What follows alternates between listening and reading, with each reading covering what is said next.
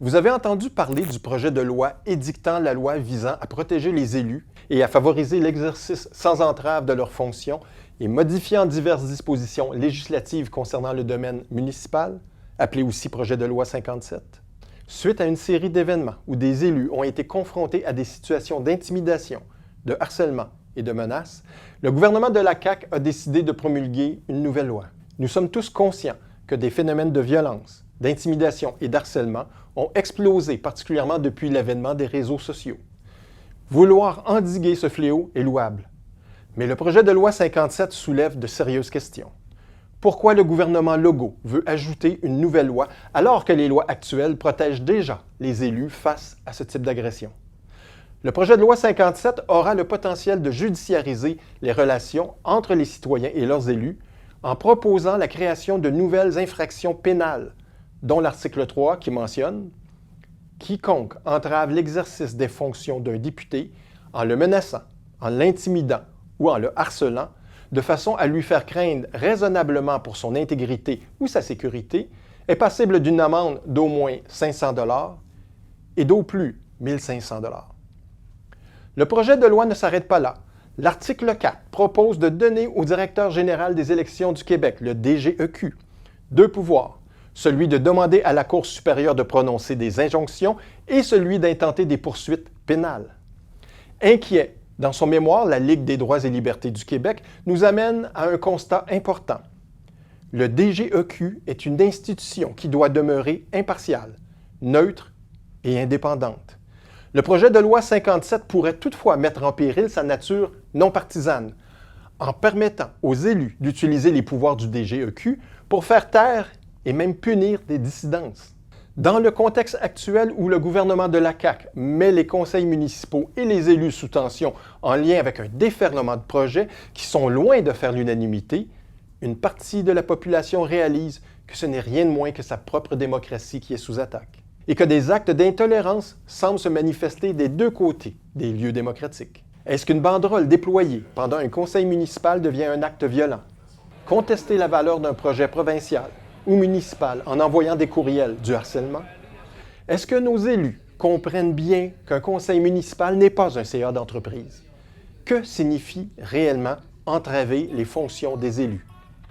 Est-ce que le projet de loi 57 ne devient pas une arme qui porte atteinte de manière injustifiée à la liberté d'expression et à la liberté de réunion pacifique dans une société libre et démocratique? Je vais discuter avec Jacques Benoît de ces enjeux qui sont à la base de notre démocratie. Ici Michel Jeté. Bienvenue à Point de bascule. Alors, je suis Jacques Benoît. J'ai travaillé pendant 25 ans en santé et services sociaux, et puis pendant 8 ans comme coordonnateur des principales porte-paroles de la coalition Solidarité Santé. Puis ça fait depuis 2018 avec G-Bob.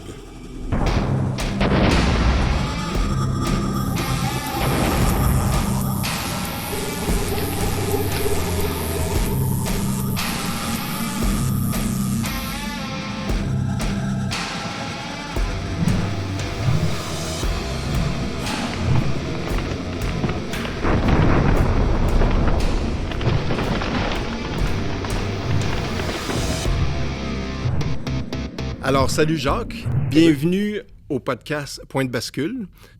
On voit en ce moment au Québec des défis démocratiques qu'on pensait régler à un certain moment donné. Qu'est-ce que le projet de loi 57, Jacques? Alors, si je résume son titre, qui est très, très long, là, hein, c'est une loi qui vise à protéger les élus et à favoriser l'exercice de leurs fonctions sans entrave. L'Union des municipalités part de, si je me souviens bien, c'est autour de 600 ou 700 élus, maires et conseillers, qui ont démissionné depuis les dernières élections parce qu'ils trouvaient trop difficile la pression qu'ils subissaient dans l'exercice de leurs fonctions. C'est beaucoup quand même, hein? Mais en même temps, c'est parce que les problèmes, ils sont dus à quelque chose aussi. Hein?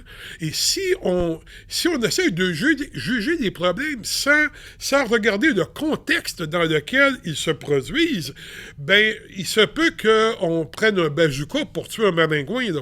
Ce qu'on peut observer dans un premier temps avec ce projet de loi-là, c'est que dès le départ, il y a des contestations concernant les consultations. On annonce des consultations sur 3 jours seulement. C'est relativement peu, donc pas beaucoup de temps aux organismes, aux organisations de la société civile pour se concerter, étudier, puis voir si ça donne des impacts, puis être capable d'aller porter leurs avis là-dessus. Ben oui, on dirait que ça fait partie un peu comme de la stratégie du gouvernement d'enfiler un paquet de projets de loi en laissant peu de temps aux organismes et aux citoyens de se préparer puis de les analyser comme du monde.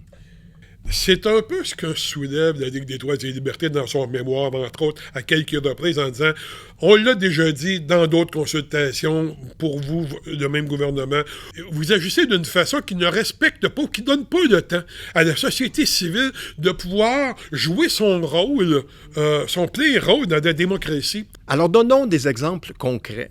Il y a le regroupement des organismes communautaires des Laurentides, qui a vécu quand même quelque chose de particulier. Ben, c'est assez particulier. Ça, c'est un exemple extrêmement intéressant pour montrer jusqu'où ce projet de loi-là, qui n'était toujours pas sur la table à ce moment-là, je veux dire, comment, si ce projet de loi-là aurait été sur la table, ce qui aurait pu arriver. Le ROC, le regroupement des organismes communautaires de Laurentides, faisait campagne contre le projet de loi 15, qui est le projet de loi qui a été adopté du ministre Dubé et qui vient faire l'Agence Santé Québec. Et ils voulaient protester contre ça. Alors, ils ont fait des lettres qu'ils ont envoyées à tous leurs députés de leur région, avec copie conforme à un député particulier de leur région, à savoir le premier ministre François Legault.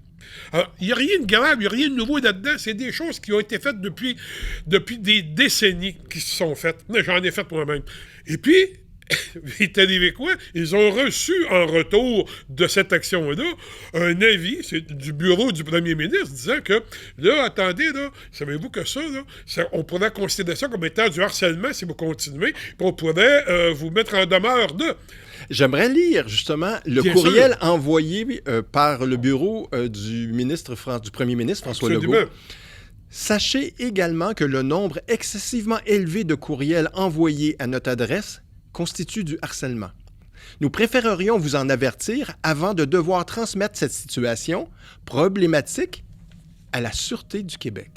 Ben voilà. Ce sont des moyens de pression, des moyens de revendication qui sont pas violents, qui respectent, je dirais, les moyens des groupes. Les groupes n'ont pas d'argent, ils n'ont pas les moyens de faire des campagnes à la télé ou quoi que ce soit, ou faire du lobbyisme, comme des compagnies.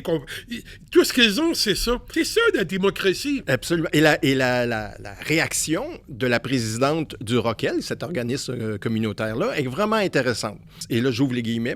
La menace de judiciariser cette tentative d'expression ne fait que confirmer les craintes que nous avions déjà concernant le mode de gouvernance du gouvernement actuel. Exactement. C'est exactement ça. Puis, si on pousse plus loin, essayons d'imaginer. Là. Ça s'est fait là, alors que le projet de loi 57 qui est sur la table actuellement, il n'était pas encore adopté ni en fonction.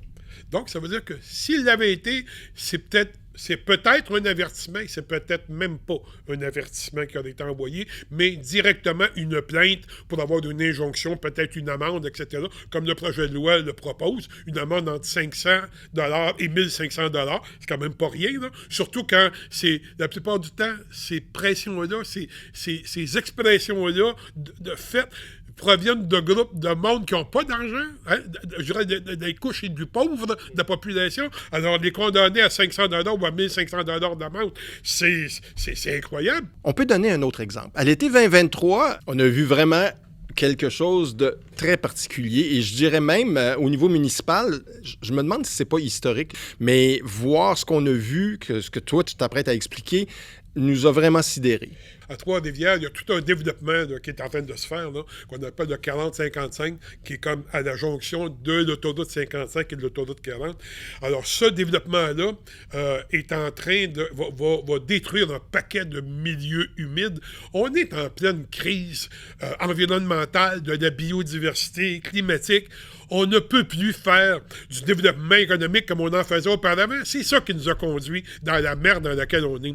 Les citoyens s'opposent, beaucoup de citoyens, organisés ou pas organisés, s'opposent à ce développement-là, ou du moins exigent que tout le projet soit mis sur la table, discuté avec les études pertinentes, etc. Bon, Michel, tu te souviens, on était là à Trois-Rivières, on était allé faire un tour pour aller voir qu'est-ce qui se passait. Moi, je me souviens que tu as dit, on était en train de vivre un point tournant dans l'histoire municipale, de la démocratie municipale. Là, il faut s'élever au-dessus de la stratégie politique. Je rappelle rapidement, il y avait eu le conseil municipal précédent, quand un des conseillers s'était mis à parler, qui était question, encore une fois, du développement 40-55. Une décision qui va avoir des répercussions majeures. Puis là, Les gens de l'assistance s'étaient levés debout en silence, en tenant des petites affiches, genre sauvons les milieux humides. c'est le début d'une machine qui passe, c'est un rouleau compresseur qui va vouloir essayer de détruire puis d'aller vers la destruction des milieux humides. Il faut arrêter ça, puis oui, il faut se tenir debout. Donc, merci de vous tenir debout. Moi, je vais être avec vous autres. Puis non seulement on est en train... Merci. Non. On est en train de se faire regarder à l'échelle du Québec. On s'excuse, Pierre-Luc, on s'excuse. On est en train de se faire regarder à l'échelle du Québec. Monsieur, puis notre Monsieur réputation Fortin, de la ville de Fortin, Trois-Rivières est en jeu. Est-ce que vous voulez vous taire, Monsieur Fortin? Monsieur... Attends, je vais vous donner la parole après. Inacceptable. Mais- Inacceptable. Le droit de parole. On lève la séance. On va lever la séance. Madame la greffière, on lève la séance. Et à un moment donné, ils se sont mis à scander. Ils voulaient dire faut protéger. Hein? Alors, ils ont manifesté sur place. Et il y a 2 personnes qui sont descendues avec une bannière, qui sont passées devant le conseil municipal. Tout ça a duré à peu près 2 minutes. Le maire suppléant a suspendu la séance qui se tenait. Il a fait appel à la police. Et la police est venue, ils ont repris la séance, mais là, cette fois-ci, personne n'avait le droit de sortir ni d'entrer. Ça, là, ça donnait comme le ton. Mais ça donne le ton. Ça veut dire que la séance suivante, ils ont installé un cadre de porte de détecteur de métal. Il y avait 3 gardes de sécurité, dont un avec un détecteur de métal manuel. Il y en avait un autre qui faisait vider les sacs aux gens qui entraient. Il les faisait entrer un par un. D'autant plus, dans ma carrière, j'ai eu à visiter du monde en prison. Ouais. Et je peux te dire une chose, c'est exactement pareil. On avait les mêmes contraintes, on était traités de la même façon, comme si on allait voir un prisonnier dans une prison à sécurité moyenne ou maximale. C'est à peu près ça. Qu'est-ce qui se passe actuellement? C'est tout nouveau, ça? Le nouveau système, oui. Ça sert à quoi, ça? C'est un détecteur de métal, puis une fouille après. Ah, une fouille, après? Ouais. Ce qu'on voit là, c'est une tentative de démoniser une opposition qui devient un petit peu trop puissante, un peu trop appuyée, parce que ce à quoi on a assisté il y a quelques semaines, c'est des citoyens, dont moi, qui tenaient une pancarte immobile, une bannière qui s'est promenée et qui est sortie le temps d'un souffle. Et on a prétendu qu'on avait été terrorisé, qu'on avait eu peur, qu'on était en pleurs. Et on a annoncé qu'il y aurait des policiers, qu'on a tenté à ce moment-là de vider la salle. Quand un adversaire n'arrive plus à gagner sur le fond de la question, à débattre vraiment des vrais enjeux, ici, c'est la protection des milieux humides pour un projet industriel. Sur le fond, on continue de détruire des milieux humides. Alors, c'est très difficile de justifier ça aujourd'hui. Qu'est-ce qu'on fait? On attaque ad hominem, donc les personnes qui portent ce mouvement-là. On tente de les présenter comme des menaces terroristes. Ce mot-là a été utilisé dès les débuts par les promoteurs de cet agrandissement du parc industriel à Trois-Rivières. La municipalité, ils nous ont empêché de poser des questions puis de savoir qu'est-ce qui se passait dans le dossier de 40-55. Ils ont décidé ça tout seuls. Ils n'ont pas voulu écouter les spécialistes qui pourraient nous en parler longtemps et informer la population. Fait qu'ils font ça en catimini, puis ils veulent nous passer ça dans la gorge. On est rendu là à Trois-Rivières, la seule ville au Canada avec un système comme ça. C'est vraiment, là, moi, si on me l'avait raconté, et je n'aurais pas été là, je me serais dit, ah oui, c'est effrayant. Puis dans ma tête, je me serais dit, peut-être quelques exagérations. Pas du tout. Pas du tout. La réalité dépassait totalement la fiction. Je ne pensais pas une telle chose possible. On n'était pas... Il n'y avait pas eu d'agression, il n'y avait pas eu d'acte terroriste. Non. Je veux dire, on était avec des gens, des citoyennes et des citoyens de différents âges. Il y avait même des enfants qui étaient là, des familles qui venaient simplement dire il faut cesser de détruire l'environnement qui va porter atteinte à notre santé à nous, à la santé de nos enfants, puis encore plus à celle de nos petits-enfants. Il faut qu'on cesse d'agir comme ça. Ils venaient dire ça à leurs édiles municipaux et ils se faisaient considérer comme s'ils étaient des terroristes. Et d'autant plus que là, on avait l'impression que c'était la municipalité qui intimidait ses citoyens. Absolument. Qu'est-ce que c'est que vraiment un acte violent? Intimidant? Ouais. Je pense qu'il faut parler de l'éléphant dans la pièce dont personne semble vouloir parler autour de ce projet de loi-là. C'est-à-dire l'action de ce gouvernement-là, actuellement, là, en pleine crise, je le répète, en pleine crise environnementale, de la biodiversité et en pleine crise climatique, ce gouvernement-là considère que l'action à mener là-dedans, ce sont des occasions d'affaires. Or, ce ne sont pas des occasions d'affaires, ce sont des occasions de faire attention. Puis là, c'est pas ça qu'il est en train de faire. Hein? Lui, c'est de faire des affaires. Et donc, par conséquent, tous les projets possibles qui pourraient aller puis faire en sorte de se développer puis le plus rapidement possible, il les met tous de l'avant en même temps. Nordvolt en est un.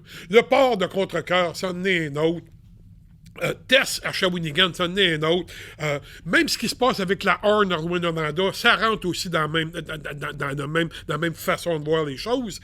Et d'autres projets encore de privatisation par morceaux d'Hydro-Québec avec les éoliennes, c'est toujours encore là-dedans. Et ce qui est grave, je vais prendre l'exemple des éoliennes parce que je trouve que c'est assez... l'exemple est très bon pour expliquer ce que je veux dire. Les municipalités de plusieurs régions, beaucoup entre le bas du fleuve, des régions qui sont comme relativement éloignées des grands centres urbains et qui ont de plus en plus, à travers des années, des gouvernements se sont déchargés de responsabilités sur le dos des municipalités, mais sans leur donner nécessairement les moyens financiers qui vont avec ça. Les conseils municipaux ne savent plus quoi faire pour être capables de rendre des services et répondre aux besoins de leur population. Et là, le gouvernement, Fitzgibbon en tête, arrive et lui dit bon, on en a un moyen. Pourquoi vous ne répondez pas aux appels d'offres qu'on fait pour des éoliennes? Unissez-vous, faites un partnership avec le privé, puis ayez des éoliennes dans votre coin, ce qui va soulever l'ire de la population. Et disons là aussi, une partie de cette population-là, de ces gens-là ordinaires ou de ces militants-là en région ou ailleurs, ne protègent pas souvent que leur localité. Si on prend l'exemple des éoliennes, justement, une partie de ces gens-là qui débarquent dans leur conseil municipal disent à leur conseil municipal, on est en train de privatiser Hydro-Québec, on ne veut pas participer à ça, et ça se passe chez nous. Mais c'est important alors que leur propos ne concerne pas uniquement leur municipalité, mais ils concernent le bien commun de l'ensemble des Québécoises et des Québécois. Le contrôle qu'on a sur l'énergie électrique au Québec, c'est ce qui nous a permis, bien souvent, d'abord, premièrement, d'avoir des tarifs électriques égaux, peu importe qu'on soit proche ou loin des barrages, que tous les Québécois payent un niveau, je dirais même, relativement inférieur. Puis ce projet de loi-là, va faire en sorte que le jour où on va aller au micro dans différentes municipalités au Québec, dans différentes régions, où les gens vont aller dire « Mais coudonc, là-dedans, on est en train de se faire fourrer! Hein? Oh, attention, là, ça ne veut pas parler correctement, monsieur, madame! » Et puis là, on va être en train de nous attaquer et regarde, on va trouver une façon de museler ces gens-là qui vont venir parler parce qu'ils vont avoir le ton un peu élevé, parce que leur colère va monter. Ce projet de loi-là, c'est ça qu'il va faire. Oui. C'est ce qu'il va permettre de faire. Puis disons-le, un conseil municipal, un processus démocratique. C'est pas un CA d'entreprise, là. Je veux dire, les gens ont le droit de s'exprimer, ont le droit de monter le ton, ont le droit aussi de manifester d'une certaine façon ou d'une autre. On parle beaucoup d'ordre et de règlement actuellement. Oui, ça en prend dans des conseils municipaux, mais en même temps, là, on semble embarquer dans une dérive où c'est une tentative de contrôler la parole citoyenne. Ouais, le minimum qu'on va dire, c'est tentative. On va pas être en train de faire descendre la pression, non. On va la faire monter. On va pas être en train de réduire la violence possible, la violence verbale et autres. Elle va augmenter parce que les gens vont avoir l'impression qu'on ne les écoute plus du tout. Ouais. Mais alors, plus du tout. Et ça, là, c'est le gouvernement qui va avoir créé cette situation-là avec ses projets. J'irai plus loin. Le projet de loi 57 qui s'appelle pour protéger des élus, il ne protège pas des élus, il protège des élus qui sont au service des affaires. Parce que des élus qui vont être au service des affaires dorénavant vont pouvoir se dire, écoute, si jamais il y a du monde dans la population qui m'attaque, que ce soit sur les réseaux sociaux, en pleine, dans des journaux, regarde, si le moindrement je suis attaqué, je vais pouvoir les poursuivre. Prenez l'aéroport de Saint-Hubert. Hein? Je veux dire, il y a eu 2 rapports, 2 consultations qui ont été menées en 2022. Les 2 rapports arrivaient aux mêmes conclusions, à savoir qu'il ne faut pas aller dans ce projet-là, tant et aussi longtemps qu'il n'aura pas été déposé avec toutes les études pertinentes au niveau économique, sanitaire, environnemental et climatique. Les 2 rapports allaient dans ce sens-là, les 2.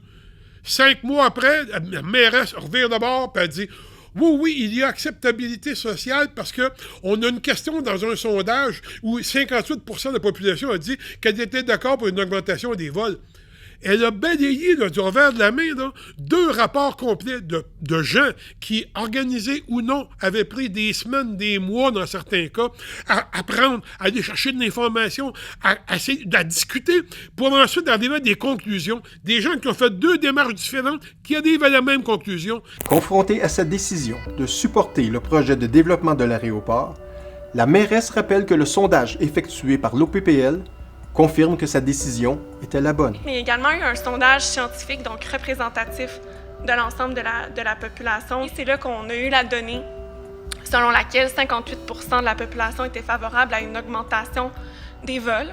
Fait à noter, le rapport de l'OPPL offre de sérieuses nuances à cette interprétation. La perception de la population est toutefois négative en ce qui concerne les impacts sur l'environnement, 76%. On demande à la mairesse quand est-ce qu'elle va publiquement déposer toute l'information pertinente concernant ce projet afin que la population puisse aussi y avoir accès. Et si elle refuse, bien, quelle raison valable elle invoque pour nous cacher cette information-là? L'aéroport va mettre à notre disposition 500 000 m² de terrain qui leur appartiennent pour participer à développer la zone d'innovation économique. Donc, on va tabler sur les forces déjà présentes ici dans notre écosystème économique longueuillois. On est en train de protéger les projets des gens d'affaires. Hein? C'est ça qu'on est en train de faire. C'est à ça qui sert ce projet de loi-là. Il ne protège pas des élus, mais des élus qui vont représenter des gens d'affaires. D'ailleurs, il y en a, je ne me souviens plus si c'est dans le mémoire du MQ, où est-ce qu'on demande aussi de pouvoir réduire le temps de parole de gens qui ne sont pas des citoyens, mais qui viendraient intervenir au conseil municipal. Mais c'est parce que des fois, ce sont eux, les experts qu'on a fait venir, puis qui possèdent l'information qui permettrait de prendre une décision plus éclairée et peut-être, je dirais, comme de ne pas aller s'embourber dans quelque chose qu'on va regretter le restant de notre vie. Ce que, moi, là, des 30 ans et plus de militantisme, là, ben, c'est là où j'en suis. Je trouve qu'on n'a jamais été aussi mal padé qu'on l'est là. Les citoyens qui souhaitent se mobiliser pour se faire entendre par rapport au projet de loi 57 ou carrément participer à une opposition s'ils veulent s'opposer après avoir étudié le projet de loi et les mémoires, quels sont les canaux? Eh mon Dieu! Ce qui est compliqué, c'est que le temps de consultation est très, très réduit. Hein? Aujourd'hui, on est en plein milieu de la consultation de 3 jours au moment où on se parle. Ça veut dire que ça se termine demain et c'est tout, c'est fini. Après ça, c'est quoi? Ben, théoriquement, il va y avoir probablement une étude du projet de loi article par article, là, et ça va être présenté à la fin, je dirais, comme à l'Assemblée nationale pour être adopté. Sous le bâillon, si nécessaire. Ce gouvernement-là n'a jamais reculé devant un bâillon supplémentaire. Donc, il nous reste encore du temps, en tout cas jusqu'à l'adoption. On a encore du temps pour protester. Allez chercher le mémoire de la Ligue des droits et libertés. Vous allez trouver la Ligue des droits et libertés du Québec. Ligue des droits et libertés du Québec. Trouvez le mémoire, lisez-le, vous allez voir, vous allez y trouver là-dedans tous les arguments. Puis, écrivez à votre député, plaignez-vous, dites-le, il ne faut pas adopter ce projet de loi-là, dites-le. Dites-le à votre député, mais envoyez aussi une copie de votre lettre, peut-être, à l'opposition du Parti libéral, de Québec solidaire et du Parti québécois, pour que les oppositions aussi soient au courant que la population est contre. Il faut qu'ils puissent, eux, pouvoir plaider en chambre de ce qui se passe à l'Assemblée nationale. Faites au moins ça, c'est un minimum. Et puis, ben, on verra s'ils l'adoptent. Il va falloir quand même continuer à se battre. Ça ne sera peut-être pas aussi simple, mais il va falloir continuer à se battre. Il ne faudra pas arrêter d'aller revendiquer, de faire des moyens de pression. Au contraire, il faudra pousser la chose, puis même se trouver des avocats qui seront prêts à pousser ça jusqu'à la Cour suprême. Parce qu'il y a des lois qui nous protègent, nos droits et libertés. La Charte des droits et libertés existe, canadienne et québécoise. Elle protège sur ces niveaux-là. Je suis convaincu que pousser jusqu'en Cour suprême, cette loi-là serait défaite. Jacques Benoît, merci pour cette entrevue. Merci.